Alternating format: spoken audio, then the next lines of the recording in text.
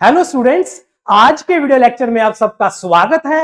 आप देख रहे हैं पाउल इंस्टीट्यूट का ऑफिशियल चैनल यस टीचर और मैं हूं आपका आईएएस टीचर जसविंदर सिंह। तो लो जी, आज हम स्टार्ट करने जा रहे हैं टास्क 2 का लेसन नंबर 3, जिसमें हम देखेंगे best way of reading task 2 questions, बेहतरीन तरीका टास्क 2 क्वेश्चन को पढ़ने के लिए, समझने के लिए, ताकि आप बिल्कुल गलती ना करो और आप बहुत अच्छी तरीके से ब्रेनस्टॉर्मिंग कर पाओ, प्लानिंग कर पाओ, राइटिंग कर पाओ। बहुत ही इंपॉर्टेंट है ये चीज। अगर आप टास्क 2 को आप अटेम्प्ट करने जा रहे हैं, सबसे पहले ध्यान दीजिए क्वेश्चन के ऊपर। हमने लेसन 2 में बेस्ट टेक्निक्स देखी थी, हमने देखे थे सीक्रेट्स ऑफ टास्क 2 क्वेश्चन, इसके कितने पार्ट्स हैं वो समझना भी बहुत जरूरी है। जिन स्टूडेंट्स ने वो लेसन नहीं देखा, उसका डिस्क्रिप्शन बॉक्स में हम लिंक डाल देते हैं, तो प्लीज आप उस लेसन को देख लीजिए। आज का लेसन भी उसी के ऊपर ही आधारित है, उसका ही कंटिन्यू पार्ट है और आपको बहुत अच्छी तरीके से समझ में आएगा। आज के इस लेसन में हम देखेंगे कि टास्क 2 क्वेश्चन को कैसे सिंप्लीफाई वे में आपको कन्वर्ट करना है, ताकि आपको बिल्कुल कोई गलती ना हो, कोई भी पॉइंट ना छूट जाए जिसके ऊपर आपने आइडियाज डेवलप करने हैं और आपने ऐसे को लिखना है। तो स्टार्ट करते हैं हम आज का ये lesson, how to read task 2 question in the best way.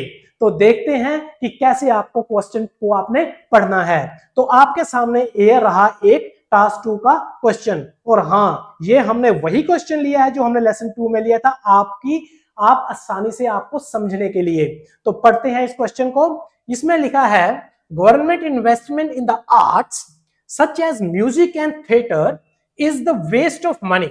Government must invest this money in public services instead. To what extent do you agree or disagree with this statement. जो हमने last lesson में हमने देखा था कि question के 3 parts होते हैं, थोड़ा सा उसको रिवाइज कर लेते हैं, क्योंकि वही जो टेक्निक है वो आज आगे हम बढ़ाएंगे, वो आज यूज होने वाली है। तो देखिए, ये जो क्वेश्चन है इसमें 3 मेन पार्ट्स हो सकते हैं और 2 पार्ट्स तो हमेशा रहते ही हैं। 3 पार्ट्स कौन कौन से? एक रहेगा बैकग्राउंड, जिसको हम फैक्ट बोलते हैं, एक होगा ओपिनियन और एक होगा टास्क। ठीक है जी। अब जो आप ये जो येलो पार्ट देख रहे हैं, ये है बैकग्राउंड, ये है फैक्ट। जो फैक्ट रहता है क्वेश्चन का, उसको हम सही मान के चलते हैं, सच्चाई मान के चलते हैं, मतलब कि उसको ट्रू मान के चलते हैं, पूरे फैक्ट्स को ट्रुथ मान के चलते हैं, इसको आप बदल नहीं सकते। और इसके बाद आपके पास जो सेकंड पार्ट जो है, जो ग्रीन में आपको दिख रहा है, ये है ओपिनियन। ओपिनियन जो है ये पॉसिबल है। ओपिनियन किसी का भी ओपिनियन है, किसी का विचार है, जिसके ऊपर आप अपना विचार दे सकते हो। उसको आप गलत भी बोल सकते हो, उसको आप चेंज भी कर सकते हो, उसको आप सही भी बोल सकते हो। तो इसको, ये जो है ओपिनियन जो है, ये चेंजेबल है, ये पॉसिबल है। तो जो आपके पास बैकग्राउंड है वो परमानेंट है, फिक्स है, वो एंकर पॉइंट है, वो पूरी बैकग्राउंड है। इसका जो है, ये जो क्वेश्चन का पूरा आधार है, फाउंडेशन है, इसको आप चेंज नहीं कर सकते, ये ट्रुथ है। और ओपिनियन को आप चेंज कर सकते हो। और इसके बाद आपने करना क्या है, ये जो थर्ड पार्ट आप देख रहे हो, to what extent do you agree or disagree, ये टास्क है कि आपने करना क्या है। इस केस में एग्री और डिसएग्री, कि आप इस स्टेटमेंट को एग्री करते हो या डिसएग्री करते हो। आपने पिछले इस लेसन को अच्छी तरह से देखा है। ये देखिए, yellow part is background, green part is opinion and blue part is the task. और इसको आपने अच्छी तरीके से समझा भी है, इसको आप अपने माइंड में रखिए। ठीक है, ये सबसे पहला पॉइंट है। और ये देखिए, जो आपकी बैकग्राउंड है उसको ट्रूथ, ट्रू और वो अनचेंजेबल है। दूसरी बात, जो आपका ओपिनियन है वो पॉसिबल है, वो डाउटेबल है, वो चेंजेबल है, उसको आप चेंज कर सकते हो। और जो टास्क है वो क्या है कि आपने लिखना क्या है। ठीक है जी। तो इन सबको ध्यान में रख के आपको क्वेश्चन को एनालाइज करना है। जो आज का जो हमारा जो टॉपिक है वो है कि आपने क्वेश्चन को कैसे एनालाइज करना है, अपने दिमाग में कैसे उसको प्रोसेस करना है, ताकि आप अच्छी तरीके से उसको समझ सके, सिंप्लीफाई वे में अपने माइंड को, अपने आप को बता सके कि असल में पूछा क्या गया है। ठीक है जी। तो वो हम अभी हम करने जा रहे हैं। ध्यान से आप देखिए यहां पे। तो एनालाइज करना है, हम जो क्वेश्चन कर रहे हैं इसको हम करेंगे एनालाइज। ये देखिए, एनालाइजिंग टास्क 2 ऐसे क्वेश्चंस। सो एनालाइज करने के लिए, मतलब प्रोसेस करने के लिए, मतलब उसको सिंप्लीफाई करने के लिए आपको क्या करना है, 5 पॉइंट्स हैं। ठीक है जी। सबसे पहला पॉइंट क्या है कि आप अंडरलाइन कीजिए कीवर्ड्स को। The first point is underline the keywords. पहले मैं आपको ये 5 पॉइंट्स बता देता हूं कौन कौन से हैं, बड़े आसान हैं। पहली बात है कि आप उसको अंडरलाइन कीजिए। दूसरा, आप देखिए ये मेन टॉपिक क्या है इसमें, please identify the main topic. ठीक है जी। तीसरे नंबर पे आप अच्छी तरीके से उसकी डिटेल्स देख लीजिए, एक एक लाइन को अच्छी तरीके से पढ़ के उसकी डिटेल्स देख लीजिए, रिस्ट्रिक्शंस देख लीजिए, क्या आपको करना है और क्या आपको नहीं करना है। और चौथे नंबर पे आप देखिए कि टास्क क्या है, ये जो टास्क है ये क्या है, कौन सी टाइप है, ये आपको सब बताया जाएगा आज के लेक्चर में। कितनी तरह की टास्क होती हैं, उसको आप कैसे आइडेंटिफाई करना है, ये सब कुछ हम आपको आज बताएंगे। और 5वें नंबर पे इन 4 पॉइंट्स को आप एनालाइज करके उसको आप सिंप्लीफाई वे में एक फोकस क्वेश्चन बनाएंगे, अपने आप को, अपने माइंड को बताएंगे कि भाई इसके ऊपर सोचो, इसके ऊपर ब्रेनस्टॉर्मिंग करो, इस पॉइंट्स के ऊपर ही आपने अपने आइडियाज को डेवलप करना है और उसको अरेंज करके, प्लानिंग करके आपने लिखना है। तो वो है फोकस क्वेश्चन जो बनाना है, वो है सिंप्लीफाई वे में जो क्वेश्चन को कन्वर्ट करना, वो 5th पॉइंट है। आपको लग रहा होगा कि भाई ये तो बहुत लंबा प्रोसेस है। मैं आपको एक चीज बता दूं, मैं जब आपको पढ़ा रहा हूं, जब आप इस चीज को समझ रहे हो तो थोड़ा सा टाइम लगेगा, ठीक है, वो भी जस्ट आधा घंटा इस लेसन में। और उसके बाद जब आप सही में परफॉर्म करोगे, प्रैक्टिकली लिखने जाओगे, सोचने बैठोगे, तब आप देखोगे कि मुश्किल से 1 मिनट में आप एनालाइज कर दोगे, ये 5 के 5 स्टेप हो जाएंगे। और धीरे धीरे जब आपको प्रैक्टिस बढ़ती रहेगी, आप विश्वास नहीं करोगे, सिर्फ 30 सेकंड में, आधे मिनट में आप ये 5 के 5 स्टेप्स कवर कर दोगे। और ये मेरा आपसे बिल्कुल चैलेंज है, देख लीजिए यही होने वाला है। बने रहिए और एक एक चीज स्टेप आपको समझिए। ये क्या है, ये एक रोड मैप है। रोड मैप का मतलब क्या है कि अपने आप अपने माइंड को बता रहे हो कि किस रूट में कैसे आपको जाना है, कौन सी अप्रोच होनी चाहिए जब आप टास्क 2 क्वेश्चन को समझना है, उसको लिखना है। तो ये जो अप्रोच स्टार्ट होती है, ये क्वेश्चन से ही स्टार्ट होती है। तो ये बिल्कुल राइट अप्रोच है, सीधा चलो, शॉर्टकट चलो और सीधा पॉइंट पे पहुंच जाओ। अगर आप ऐसे नहीं चलोगे, आपको महसूस होगा, आप देखोगे कि आप घूम रहे हो, इधर उधर घूम रहे हो और पॉइंट पे भी आप पहुंच नहीं पा रहे हो, टाइम भी ज्यादा लग रहा है और आपके से गलती होने के भी चांसेस बहुत ज्यादा है। तो ये जो रोड मैप आपको बताया जा रहा है, इसके ऊपर आप ध्यान दीजिए। एक एक करके चलते हैं। सबसे पहला पॉइंट लेते हैं, अंडरलाइन द कीवर्ड्स। सबसे पहले जब आपके पास क्वेश्चन आपके पास आ जाएगा, तो आपने उसके जो मेन वर्ड्स हैं, कीवर्ड्स हैं, उसको आपने अंडरलाइन करना है। जैसे कि इस स्टेटमेंट के अंदर हम देखते हैं कि कौन कौन से कीवर्ड्स हैं। जैसे कि यहां पे है, government investment in the arts such as music and theatre is a waste of money. Governments must invest this money in public services instead. To what extent do you agree or disagree with this statement?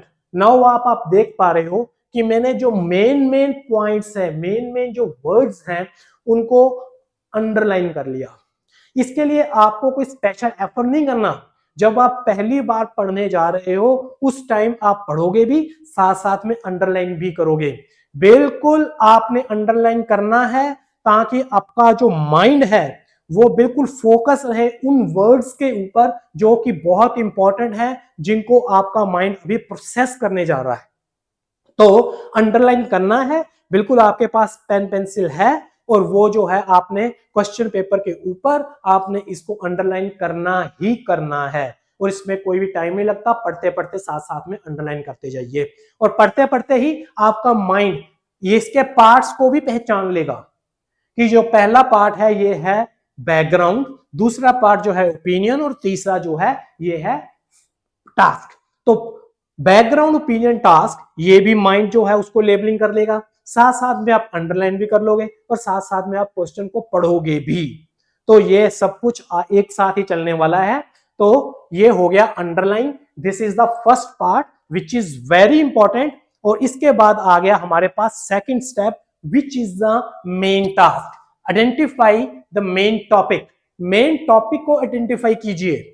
अभी आप ये देखिए कि ये जो पूरा का पूरा टॉपिक किसके इर्द गिर्द घूम रहा है, इजंट इट? इसके सेंटर में क्या चीज है? इसके सेंटर में अगर आप इसमें देखोगे, ये जो पूरी जो टास्क है ये गवर्नमेंट इन्वेस्टमेंट के ऊपर है कि गवर्नमेंट इन्वेस्टमेंट बोल रहा जो आर्ट्स है, आर्ट्स म्यूजिक और थिएटर है, कहता वो वेस्ट ऑफ मनी है कि गवर्नमेंट को आर्ट्स के ऊपर नहीं पैसा लगाना चाहिए, बजाय कि government must invest this money public service instead.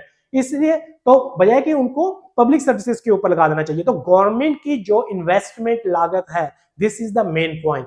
तो यहां पे जो मेन जो आपका जो टॉपिक है, इस क्वेश्चन का जो मेन टॉपिक है वो है गवर्नमेंट इन्वेस्टमेंट।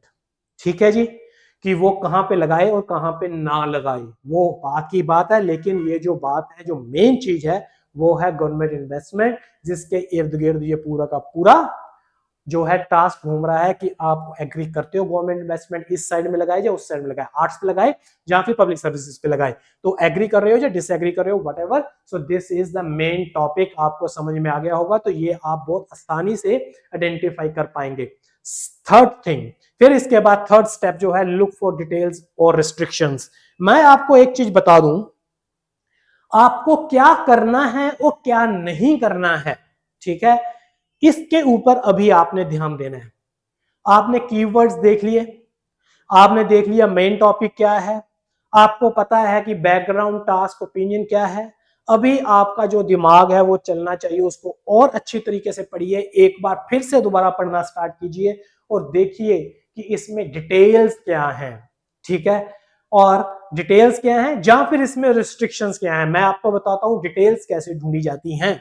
अभी आप यहां पे देखिए लिखा हुआ है कि government investment in the arts such as music and theatre is the waste of money. It means the arts is the waste of money. जो इसके फैक्ट में बोला गया है, बैकग्राउंड में बोला गया है कि आर्ट्स में पैसा लगाना तो वेस्ट ऑफ मनी है। इसको आपने ट्रू मान के चलना है, ट्रुथ मान के चलना है। आपने इसके ऊपर कोई बहस नहीं करनी, क्योंकि ये फैक्ट है। मैंने आपको लास्ट लेसन में बताया था कि फैक्ट को कैसे चेक करना होता है, इसमें कोई पॉसिबिलिटी नहीं है, ठीक है। तो पॉसिबिलिटी वाले कोई भी वर्ड्स नहीं है, जैसे modal verb can, could, may, my, should, must, ऐसे वाले वर्ड्स या पॉसिबिलिटी बताते हैं। जहां फिर कोई भी फ्रेज होते हैं, the best way, the one way, ऐसे वाले जो वर्ड्स हैं वो भी हमें पॉसिबिलिटी बताते हैं। Some people think this, some people think that, ये पॉसिबिलिटी बताने वाले वर्ड्स हैं। तो इसमें ऐसा कोई भी वर्ड नहीं है, सिंपल टेंस में लिखा हुआ है। आप देखिए is a waste of money, present indefinite में बिल्कुल सच्चाई पेश की हुई है, इसको आपने चेंज नहीं करना। पहली बात तो आपके दिमाग में ये होनी चाहिए। और हाँ, इसको आप साथ साथ में लिखते रहिए थोड़ा सा कि जो आर्ट्स है, arts is the waste of money, और आपको ये मानना ही पड़ेगा क्योंकि ये फैक्ट है, ठीक है, क्योंकि ये फैक्ट है। ये जो है इसका बैकग्राउंड में लिखा हुआ है, और इसके बाद लिखा हुआ है government must invest this money to the public services instead. तो इसको जो आर्ट्स का जो पैसा है, जो आर्ट्स का जो पैसा है, गवर्नमेंट को पब्लिक सर्विसेज में लगा देना चाहिए। तो ये जो है ये ओपिनियन है, ठीक है। आपको क्या लगता है, लगा देना चाहिए कि नहीं? इसको आप चेंज कर सकते हो, इसको आप चेंज कर सकते हो, ठीक है जी। तो तीसरे नंबर पे एग्री और डिसएग्री की बात हो रही है, ठीक है। अगर आप इसको थोड़ा सा और डिटेल्स देख लें, कुछ यहाँ पे दे भी रखी है, जैसे कि आर्ट्स जो है, आर्ट्स क्या है? म्यूजिक है, थिएटर है, म्यूजिक है एंड थिएटर है, लिखा हुआ है म्यूजिक, डांस, थिएटर टाइप। ये जो है ये इसको हम आर्ट्स बोलते हैं, कला वाला, कला का क्षेत्र है। और फिर इसके बाद पब्लिक सर्विसेज क्या है, ये आपको अपने माइंड में लेके आना है भाई। What is public services? Public services, अभी पब्लिक सर्विसेज क्या है, ठीक है, तो लोक भलाई, ठीक है। तो ये कौन सा क्षेत्र है जिसमें सीधा पब्लिक को डील किया जाए, उसको सर्विसेज प्रोवाइड की जाती हैं। तो पब्लिक सर्विसेज में आप कौन कौन से आ जाएंगे, जैसे कि हाउसिंग, ठीक है जी, फिर इसके बाद सिक्योरिटी, एजुकेशन, मेडिकल, जुडिशरी, ये सब कुछ जो है ये पब्लिक सर्विसेज हैं। घर की बात हो रही है, म्यूनिसिपल कॉर्पोरेशन, म्यूनिसिपल काउंसिल्स, ये सब कुछ जो भी देखते हैं, इलेक्ट्रिसिटी, पानी वगैरह, ये सब हाउसिंग का पार्ट हो गया। सिक्योरिटी, जो पुलिस है, पुलिस फोर्स है आपकी सुरक्षा के लिए, वो हाजिर है। इसके बाद एजुकेशन, जितने भी कॉलेज हैं, स्कूल हैं, यूनिवर्सिटीज हैं, वो सब एजुकेशन में आ गया। मेडिकल क्लिनिक है, हॉस्पिटल्स हैं, वो सब मेडिकल में। जुडिशरी, जितने भी जजेस हैं, ठीक है, ये जो आपके डिस्ट्रिक्ट कोर्ट्स हैं, हाई कोर्ट्स हैं, सुप्रीम कोर्ट है, ये सब कुछ क्या है, जुडिशरी का पार्ट है। ये सब कुछ पब्लिक सर्विसेज है। इस स्टेटमेंट के अंदर अगर आप देखोगे 800 बता के रखा हुआ है कि म्यूजिक एंड थिएटर, लेकिन ये नहीं बताया कि पब्लिक सर्विसेज क्या है। ये डिटेल्स कुछ आप अपने माइंड में लेके आओगे। Public services like housing, security, education, medical and judiciary type.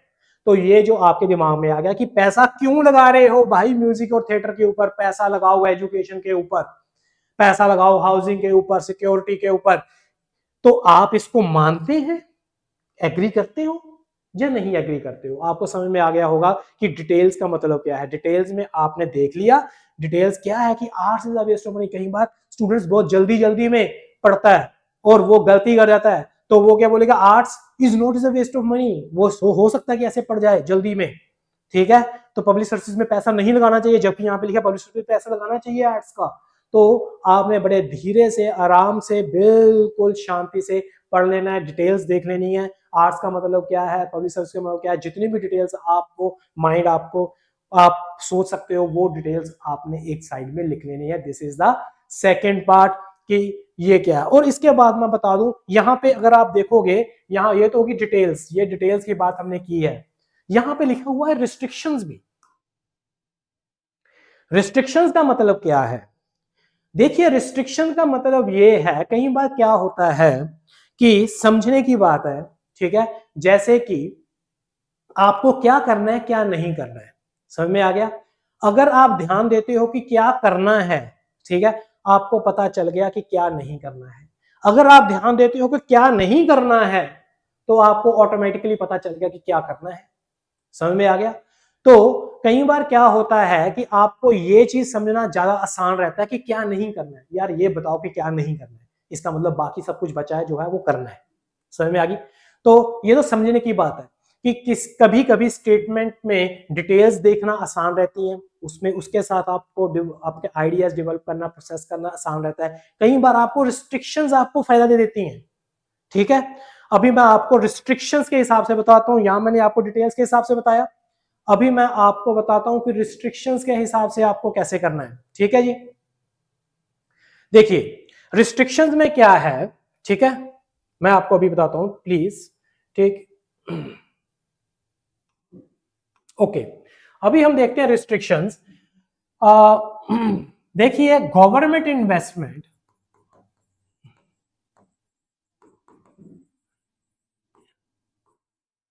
This is the main topic, isn't it. अभी यहां पे इन्होंने बोला कि गवर्नमेंट तो आर्ट्स में, ठीक है, इन्वेस्ट करती है। गवर्नमेंट जो है ये पब्लिक सर्विसेज में इन्वेस्ट करती है, बिल्कुल सही बात है। तो ये तो क्वेश्चन यही है कि आर्ट्स का पैसा पब्लिक सर्विसेज में लगा देना चाहिए कि नहीं।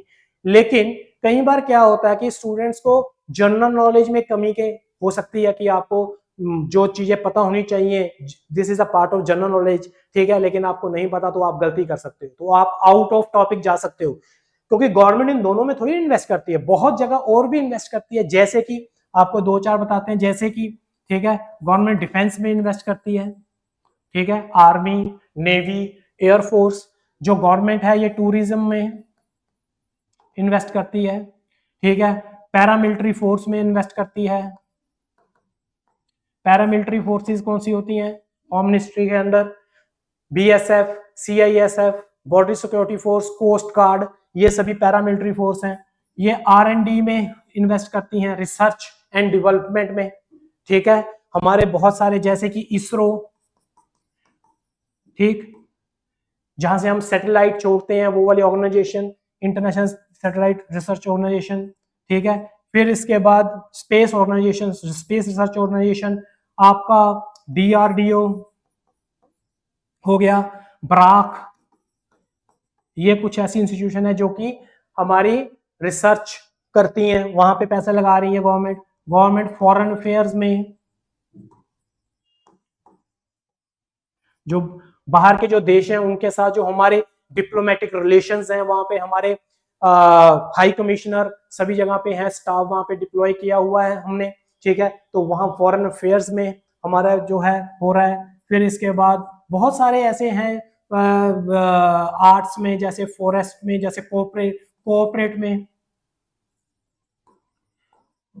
सेक्टर में, मतलब कि जो कि हमारी ये जो इंडस्ट्री साइड है, इंडस्ट्री में इंडस्ट्रियलिस्ट को जहाँ पे स्टार्टअप्स के लिए पैसे मिलते हैं, रिसर्च रिसर्च के लिए पैसे मिलते हैं, और उसको अपना काम बढ़ाने के लिए, कोई और बढ़िया प्रोजेक्ट लगाने के लिए सरकार जो है वो फंडिंग करती है।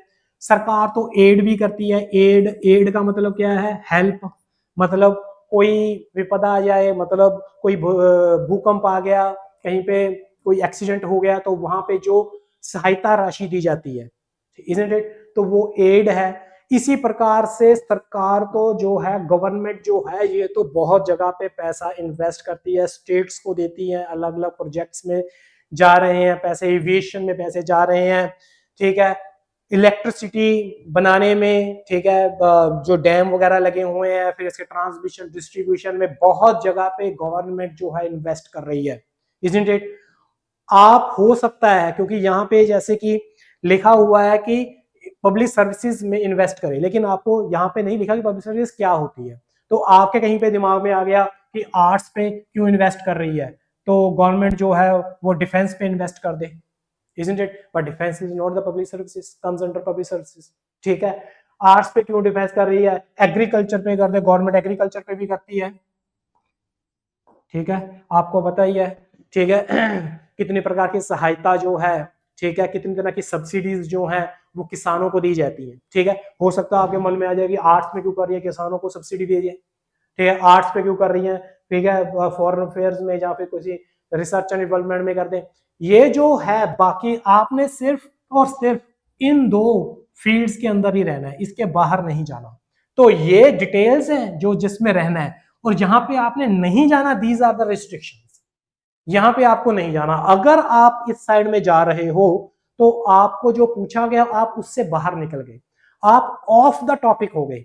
अगर ऑफ द टॉपिक हो गए, जो आपसे पूछा ही नहीं गया, आप उसके बारे में बात करने लगे, लिखने लग गए, तो आपको टीए में, टास्क रिस्पॉन्स में आपके मार्क्स कट जाएंगे, ठीक है ना। तो समझ में आ गई डिटेल्स क्या है, रिस्ट्रिक्शंस क्या है।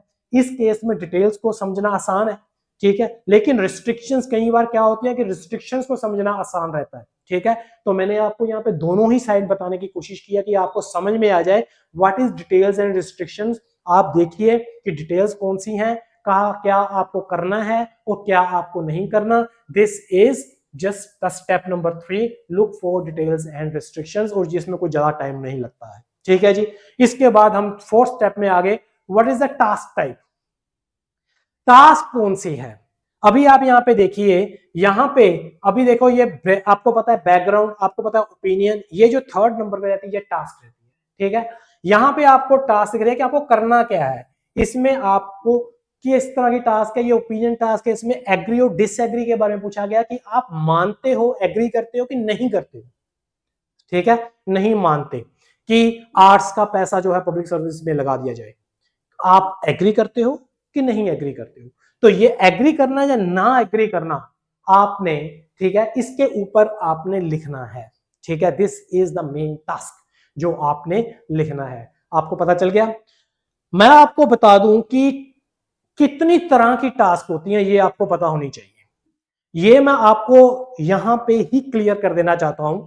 देखिए, टाइप ऑफ टास्क, ध्यान से देखिए, बहुत इंपॉर्टेंट टॉपिक है ये, ठीक है।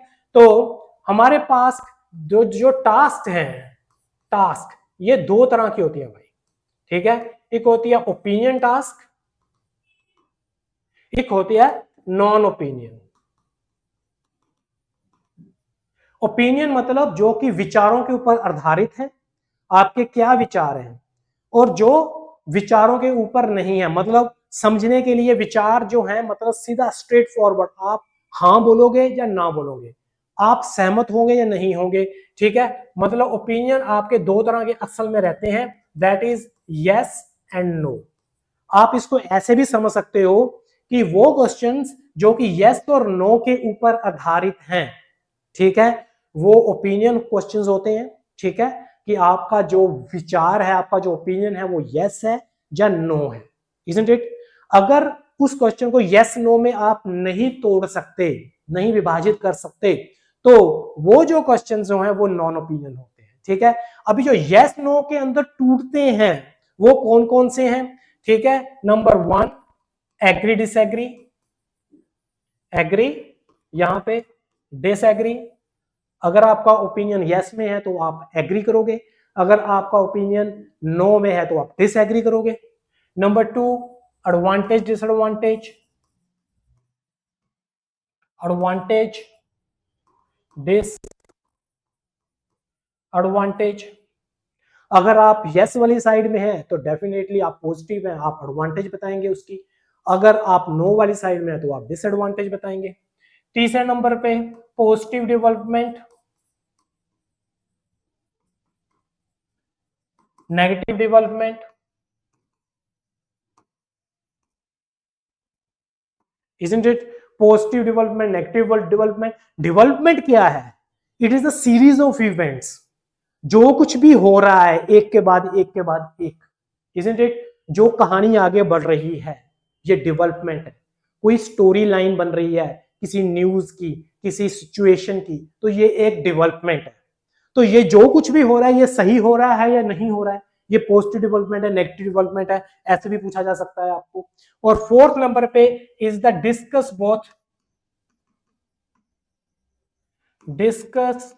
बोथ व्यूज, कि आप दोनों व्यूज को डिस्कस कीजिए। मतलब कि favoured view and opposed view, मैं इसको बोल सकता हूं FAVOURED,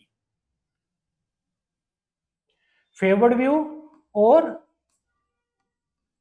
अपोज्ड व्यू, ठीक है। आप फेवर कर रहे हो तो पॉजिटिव हो, अगर अपोज कर रहे हो तो नहीं हो, ठीक है। Discuss both view and give your own opinion, आप अपना विचार भी बताइए, तो ऐसे करके भी आ सकता है, ठीक है।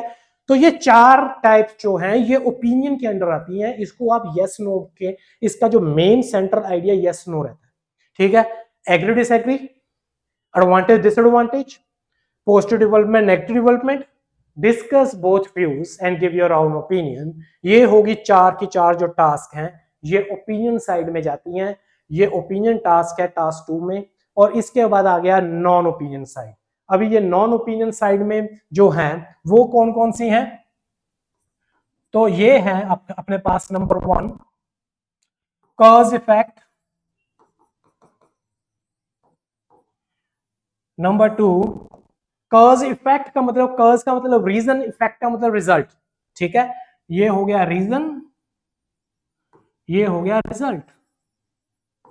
मतलब कि आपसे रीजन पूछ लिया कि ये क्यों हुआ, तो आप ये नहीं बोल सकते यस और नो, तो आपको उसको आपको एक्सप्लेन करना पड़ेगा, क्यों हुआ, रीजन बताइए, इसका कॉज क्या है, ठीक है, और इसका इफेक्ट क्या है, इसका रिजल्ट क्या होगा, isn't it? तो ये यस नो में आप इसका आंसर नहीं कर पाओगे, सेंटर आइडिया में यस नो नहीं, एक्सप्लेनेशन चाहिए, ठीक है। तो second cause effect, cause solution, solution बताइए, प्रॉब्लम सोल्यूशन। तो ये हो गए 3 तरह के, ठीक है। आप प्रॉब्लम सोल्यूशन बताइए, कॉज सोल्यूशन बताइए, कॉज इफेक्ट बताइए। तो ये जो है ये नॉन ओपिनियन टाइप है, इसको आप यस नो के अंदर विभाजित तोड़ नहीं सकते, ठीक है जी। और एक टाइप और भी है जो कि इन 7 में नहीं आ रही, जो इन 7 टाइप्स में कवर नहीं होती है, ठीक है, उसको हम बोलते हैं अदर्स मिसलेनियस, ठीक है। तो वो जो टाइप है वो मिसलेनियस है, मिसलेनियस टाइप, ठीक है। अब मिसलेनियस टाइप को आप अदर्स भी बोल सकते हो, अदर्स, ठीक है। जो आपको इसमें अदर को पहचानना बहुत आसान है, अगर आप इन सबको पहचान गए, ठीक है, जो इनके अंदर नहीं कवर हो रही वो होगी अदर्स। समझ में आ गया? देखेंगे, आपको मैं थोड़ा सा बता भी देता हूं कि कैसे लिखी आती हैं। तो आपको पहले तो ये जो चार्ट है इसका स्क्रीनशॉट ले लीजिए, इसमें बहुत इंपॉर्टेंट ये है कि टास्क कितने तरीके की होती है, आपको कितने तरह की टास्क हाँ आएगी, हम इसमें से एक ही हाँ मिक्स होके भी आ जाती है। आप बताइए डिसएडवांटेज डिसएडवांटेज भी बताइए और इसका सोल्यूशन भी बताइए। समझ में आ गया? तो ऐसे करके मिक्स होके भी आपके पास टास्क आ जाती है, ठीक है, लेकिन होगी इनमें से ही। ठीक है, तो टाइप ऑफ टास्क आपको अच्छी तरह से समझ में आ गया। अभी इसके बाद आपको बता देते हैं थोड़ा सा पहचानने के लिए कि टास्क को पहचानना कैसे है आपने। जैसे कि आप अपनी स्क्रीन पे देख रहे हैं, यहां पे लिखा है what are the advantages and disadvantage of something. ठीक, और यहां पे क्लियर लिखा है एडवांटेज डिसएडवांटेज, ये ओपिनियन का टास्क है। What are the do the benefits of this trend outweigh the drawbacks? यहां पे देखिए benefits and drawbacks. It is the other way of asking advantages and disadvantages, isn't it? To what extent do you agree or disagree? ये agree disagree का task हो गया। ठीक, discuss both view and give your opinion, ये हो गया discuss both views का। अभी ये सबके सब advantage disadvantage, discuss both view, agree disagree, ये सब हो गए ओपिनियन साइड की। ठीक है, आपको ऐसे करके भी टास्क आ सकती है, what are the causes of something, causes बताइए, रीजन बताइए। अभी आपको समझ में आ गया। देखिए यहाँ पे कलर करके रखा है, रेड कलर में हाईलाइट किया हुआ है कि भाई कॉजेस पूछे गए हैं, आपका ध्यान सीधा कहां पे जाना चाहिए, कॉजेस दिए एंड द मेजर्स, मेजर्स मतलब सॉल्यूशंस। ठीक है, आप क्या कर सकते हो, तो आप इसको कैसे सही करना है, कॉजेस पहले कारण बता दिया, फिर इसके बाद सही कैसे करना है, what measures can government and individuals take to respond to this problem. ठीक है, गवर्नमेंट क्या कर सकती है, ठीक है, क्या सोल्यूशन गवर्नमेंट के पास है तो क्या इंडिविजुअल्स के पास है। ठीक है जी, what are the some problems. अभी यहां पे प्रॉब्लम्स पूछ रहा है, प्रॉब्लम्स क्या है, तो फ्रेज में भी ठीक है, डायरेक्टली इनडायरेक्टली भी आपको पूछ सकता है what can be done, what can be done क्या किया जा सकता है, मतलब कि वो सोल्यूशन पूछ रहा है आपसे, इजंट इट, टू रिड्यूस, कुछ कम करने के लिए, कोई भी आगे ऑफ समथिंग, कोई मेन टॉपिक लिखा हुआ जो भी टॉपिक है। ठीक है जी, ऐसे करके भी आ सकता है। फिर इसके बाद देखिए हाउ इंपॉर्टेंट, अभी ये जो आ गया how important is it for individual countries, individual countries के लिए कितना इंपॉर्टेंट है to think about the future, future के बारे में सोचना, rather than focusing on the present, present के ऊपर फोकस करने के अलावा उसको फ्यूचर के बारे में सोचना किसी कंट्री के लिए कितना इंपॉर्टेंट है। तो ये जो एग्जांपल है ये अदर्स में जाएगी, क्योंकि यहां पे आप देख पा रहे हो एज पर सिंपल सी बात है, जो लैंग्वेज है, जो वर्डिंग है, ठीक है, ये वर्डिंग में क्लियरली आपको वर्ड्स और फ्रेज आपको क्लियरली बता देते हैं कि ये ओपिनियन टास्क है, नॉन ओपिनियन टास्क है। अगर वर्ड्स और फ्रेजेस आपको क्लियरली नहीं बताते हैं कि ये कौन सी है तो वो अदर्स है। जैसे कि हाउ इंपॉर्टेंट बता दिया, हाउ इंपॉर्टेंट इज समथिंग, तो ये जो है ये अदर्स में चली गई। तो आपको बिल्कुल अच्छी तरीके से ये अच्छी तरीके से याद होना चाहिए कि भाई टास्क है ये दो तरीके की होती है, opinion task, non opinion task. Opinion task जो है वो यस और नो, मतलब एग्री और डिसएग्री हो सकती है, एडवांटेज डिसएडवांटेज हो सकती है, पॉजिटिव डेवलपमेंट नेगेटिव डेवलपमेंट हो सकती है, और डिस्कस बोथ व्यूज हो सकती है, जिसमें आपने फेवर व्यू और अपोज व्यू आपको बताना रहेगा। और इसके बाद अगर वो टास्क नॉन ओपिनियन है तो कॉज इफेक्ट हो सकती है, कॉज सोल्यूशन हो सकती है, प्रॉब्लम सोल्यूशन हो सकती है। और अगर ये ओपिनियन नॉन ओपिनियन दोनों ही नहीं है तो ये मिसलेनियस होगी, अदर्स टाइप में होगी, जैसे कि यहाँ पे आपको बताया हुआ हाउ इंपॉर्टेंट करके। और ये जो है आपको वोकैबुलरी, जो आपको वर्डिंग है या फिर ग्रुप ऑफ वर्ड फ्रेजेस हैं, ये आपको क्लियरली बता देते हैं। ये जो डिस्टिंग्विश, ये जो क्लासिफिकेशन की गई है, ये असल में वर्ड्स को लेके की गई है, इजंट इट। जो सेंट्रल आइडिया है सबका सेम ही है, वो आपको आगे जाके हम बताएंगे, लेकिन फिर भी आपको ये अच्छे से पता होना चाहिए कि आपको जो पूछा गया है वो किस साइड में पूछा गया है और क्या पूछा गया है। समझ में आ गई? तो ये होगी टाइप ऑफ टास्क। ये था हमारा स्टेप नंबर 4 जिसमें हमने देख लिया। तो अभी हमारे पास जो है 5th थिंग, अभी आप बनाइए focus question. Now this is the final thing you have to do, isn't it, जब आप एनालाइज कर रहे हो तो। ठीक है, नाउ क्वेश्चन आपके पास ये रहा, ठीक है, आपको पता है कि ये देखो आपने देख लिया कि टास्क कौन सी है, ये एग्री डिसएग्री की टास्क है। अभी क्या आप एग्री करते हो, ठीक है, सिंपल। अभी अपने माइंड में ये सभी पॉइंट्स आपके माइंड में होने चाहिए, ठीक है। आपको की पॉइंट्स आपके माइंड में है, की पॉइंट्स जो आपने अंडरलाइन किए वो आपके माइंड में है, मेन टॉपिक माइंड में है, डिटेल्स रिस्ट्रिक्शन माइंड में है, टास्क आपके माइंड में है। अभी इन सबको आपको ध्यान में रख के आपको बनाना है फोकस क्वेश्चन। तो फोकस क्वेश्चन आप बनाएंगे तो आप बोलेंगे क्या एग्री, एग्री करना, जस्ट हिंदी में जस्ट सिंपली अपने माइंड को बताना है आपने, ठीक है। जस्ट अपने माइंड को बताइए कि इसमें पूछा क्या गया है, या पूछा क्या गया है, क्या पूछा गया है। इसमें पूछा गया है क्या आर्ट्स का पैसा पब्लिक सर्विसेज में लगा देना चाहिए, क्या गवर्नमेंट को, सरकार को आर्ट्स का पैसा जो आर्ट्स में लगाना था वो वाला पैसा पब्लिक सर्विसेज में लगा देना चाहिए, क्या आप मानते हो कि लगा देना चाहिए, या फिर आप नहीं मानते। इसको बोलते हैं कि आपने सबको ध्यान में रखे सिंपली एक लाइन के अंदर आपने एक क्वेश्चन बना लिया जिसमें सब कुछ आ गया। ये जो इतना बड़ा 3-4 लाइंस जो है उसको आप जस्ट एक लाइन में आपने कन्वर्ट कर दिया, isn't it?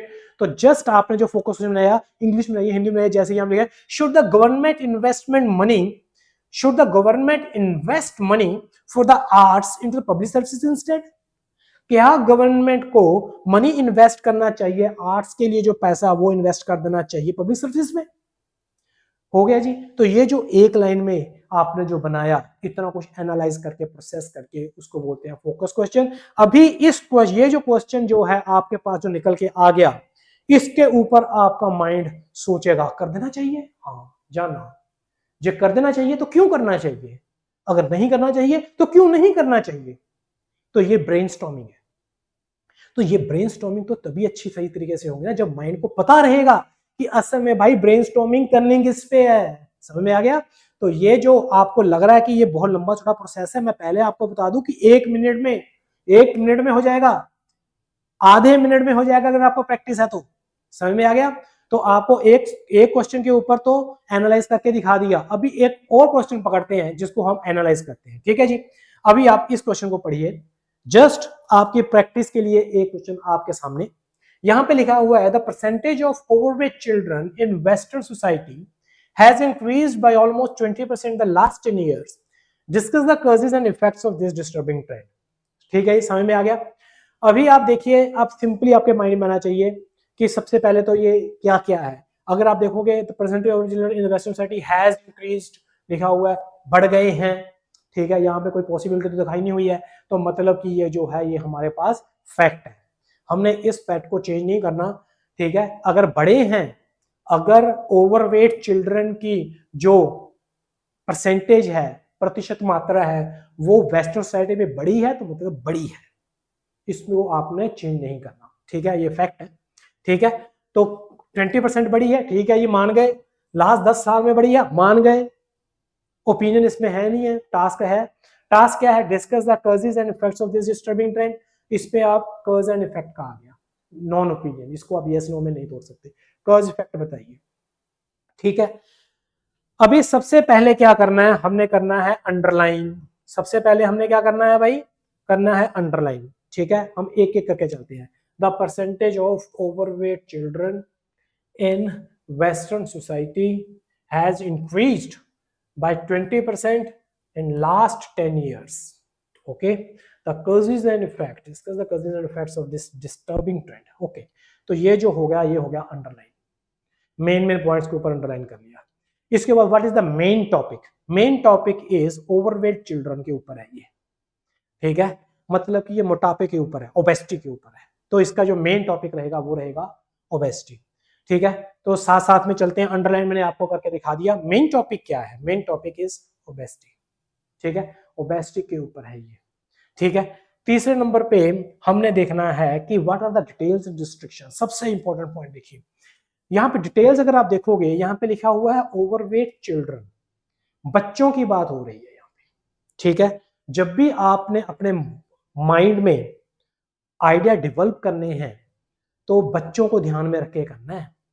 ये जो मोटापा है, ये बच्चों का मोटापा की बात हो रही है, इसमें बड़े एडल्ट्स नहीं है, एल्डरी पीपल नहीं है, बुजुर्ग लोग नहीं है, यहाँ पे सिर्फ बच्चों की बात हो रही है।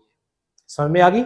तो आपके आइडियाज भी ऐसे ही होने चाहिए। अच्छा, तो बच्चे जो हैं, ठीक है, जंक फूड ज्यादा खाते हैं, ठीक है, फास्ट फूड वगैरह ज्यादा खाते हैं, ठीक है जी, इसलिए मोटे हो गए बच्चे।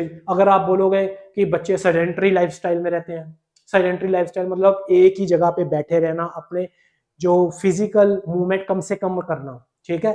अगर आपको पता है कि कोई ऐसा बच्चा होता है कि जो कि एक ही जगह पे बैठा रहता है? नहीं, वो तो भागते कूदते खेलते रहते हैं। समझ में आ गया? जबकि sedentary lifestyle is the main cause of obesity, but not for children, it is for adult people और elderly people, not for children. तो आपने दिमाग में रखना है भाई किसकी बात हो रही है, कहीं आप सेडेंटरी लाइफस्टाइल लिख दो यहाँ पे, ठीक है ना। तो देखा ना, तो ये जो है यहाँ पे, क्योंकि दिमाग में ओवरवेट चल रहा, जल्दी जल्दी ना स्टूडेंट्स देखेंगे अच्छा ओबेसिटी पे आ गया, बस ओबेसिटी पे आ गया, उन्होंने कुछ नहीं देखना, ठीक है, बस फटाफट ओबेसिटी के क्या कारण है, what is the causes of obesity, क्या इफेक्ट्स हैं, क्या होता है ओबेसिटी के साथ, धार धार धार के लिखना स्टार्ट कर देंगे, बिना ये देखे कि भाई रिस्ट्रिक्शंस देख लो। चिल्ड्रन की बात करनी है, वही आइडियाज लिखना जो चिल्ड्रन के ऊपर लगते हैं, किसी और के ऊपर नहीं। फिर इसके बाद वेस्टर्न सोसाइटी, बात हो रही है वेस्टर्न सोसाइटी की, समझ में आ गया ना। तो इसमें क्या होगा, बच्चे वो बोलेंगे भाई जंक फूड जो है हमारे देश में जगह जगह पे मिलता है, हमारे स्ट्रीट्स में मिलता है, हमारे शहरों की हर एक स्ट्रीट में मिलता है। बात तो हो रही है वेस्टर्न सोसाइटीज की, इजंट इट। और आप आइडिया जो बना रहे हो कि जंक फूड मिल रहा है हमारे देश में, हमारी सिटीज में, हमारी स्ट्रीट्स में, हो गया गलत। समझ में आ गई ना बात? ध्यान रखो भाई, वेस्टर्न सोसाइटी की बात करनी है, कनाडा अमेरिका की बात करनी है, इंडिया की बात नहीं करनी यहाँ पे। फिर has increase by about 20 in last 10 years, यहाँ पे क्लियर लिखा हुआ कि 10 साल की बात है, पिछले 10 साल में बढ़ा है। स्टूडेंट्स को आदत होती है कि टास्क 2 में ना कोई सर्वे लिखेंगे, और सर्वे की जो डेट होगी ना, in 2010 India Today has made a survey. अभी आप देखिए 2010 में सर्वे हुआ, जबकि बात हम पिछले 10 साल मतलब 2015 से पीछे की बात नहीं कर सकते। अभी 25 चल रहा है तो 15 के पीछे बात नहीं करनी। तो यहाँ पे क्लियरली रिस्ट्रिक्शन है कि पिछले 10 साल की बात हो रही है भाई, इससे पीछे की बात नहीं करनी। आप कोई भी सर्वे दे रहे हो, उसकी डेट दे रहे हो 12, 13, 15 साल पहले की, हो गया गलत। तो फिर आप रिस्ट्रिक्शन तोड़ दी। मेरे कहने का मतलब ये है कि ये जो रिस्ट्रिक्शंस हैं, जो डिटेल्स है, इसको ध्यान से देखिए। जस्ट ऐसे नहीं मैं मेन टॉपिक आका ओबेसिटी के ऊपर और बस आंख बंद करके ओबेसिटी के ऊपर लिख दो जी, नहीं। आप उसके बाद भी देखना है कि क्या फिल्टर लगे हुए हैं यहाँ पे।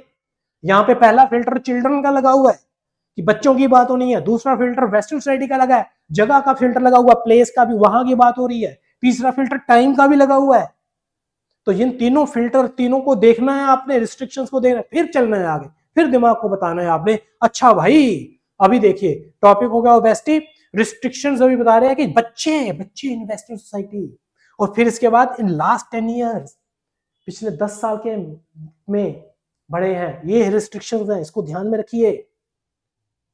मेन टॉपिक क्या है? Cause and effect, cause and effect, ये लिखा cause and effect, main topic हो गया। अब बनाइए फोकस क्वेश्चन। अब फोकस क्वेश्चन बनेगा सिंपल हिंदी में, ठीक है। मैं बोलूंगा अमेरिका के बच्चे पिछले 10 साल में मोटे क्यों हो रहे हैं? अमेरिका के बच्चे, इसमें वेस्टर्न सोसाइटी भी आ गया, इजंट इट। इसमें बच्चों की बात भी हो रही है और पिछले 10 साल की बात भी हो रही है, सबको मिला के क्वेश्चन बनाना है। अच्छा, और फिर इसके बाद अमेरिका के बच्चों के ऊपर इसका इफेक्ट क्या होगा? अभी ऐसा नहीं है खा अमेरिका के बच्चे रहे हैं और इफेक्ट हमारे बच्चों के ऊपर हो रहा है, हमारे देश के बच्चों के ऊपर हो रहा है। भाई पढ़ पढ़ के हंस हंस के ना पागल हो जाएगा एग्जामिनर, समझ में आगे भी बोलेगा ये क्या लिख दिया भाई। तो आपने ध्यान रखना है इस चीज का, ठीक है। तो इफेक्ट भी अगर कर्ज उनका है तो इफेक्ट भी उनके ऊपर ही है, ठीक है। फोकस क्वेश्चन क्या बनेगा? Why has child obesity in western society increased? क्यों बढ़ा चाइल्ड सोसाइटी वेस्टर्न सोसाइटी के अंदर, और इसका इफेक्ट क्या होगा? What are the effects of increase child obesity in western society? Clear है? तो आपको समझ में आ गया होगा कि किस तरीके से सिंप्लीफाई करना है क्वेश्चन को, अपने माइंड को कौन सी दिशा देनी है, किस दिशा में चलना है, कौन सी अप्रोच लेके चलना है कि आपसे गलती ना हो। ये पहला स्टेप है, पहले स्टेप में ही गलती होगी तो पूरा का पूरा ऐसे गलत हो जाएगा भाई, ध्यान से। So lesson number 2 and lesson number 3 दोनों ही हमने क्वेश्चन के ऊपर बहुत डिटेल से विद एग्जांपल्स बात की है, इसको ध्यान में रखिए। और फिर इसके बाद नेक्स्ट चैप्टर आएगा ब्रेनस्टॉर्मिंग। ब्रेनस्टॉर्मिंग करने से पहले हमारे पास फोकस क्वेश्चन होना चाहिए, किसके ऊपर माथा मारना है भाई, किसके ऊपर हमने दिमाग खर्च करना है और हमने आइडियाज निकालने हैं। और जिसके ऊपर आपने दिमाग खर्च करना है वो है फोकस क्वेश्चन, इसके ऊपर खर्च करना है, मेन स्टेटमेंट के ऊपर नहीं, इसको सिंप्लीफाई किया गया है। तो एनालाइज करना बहुत इंपॉर्टेंट है, आपको समझ में आ गया होगा। तो उम्मीद है कि आपको बहुत बेनिफिट होगा और आगे आने वाली सीरीज में भी बने रहिए, आपको बहुत बेनिफिट होने वाले हैं। पहली बार में आप बहुत अच्छे स्कोर लेके निकलोगे और ये हमारा दावा है। और बने रहिए हमारे साथ। नेक्स्ट जो चैप्टर होगा वो होगा ब्रेनस्टॉर्मिंग के ऊपर, ठीक है। और तब तक के लिए इसको एक बार रिवाइज कर लीजिए। मिलते हैं नेक्स्ट चैप्टर में, तब तक के लिए नमस्कार, जय हिंद।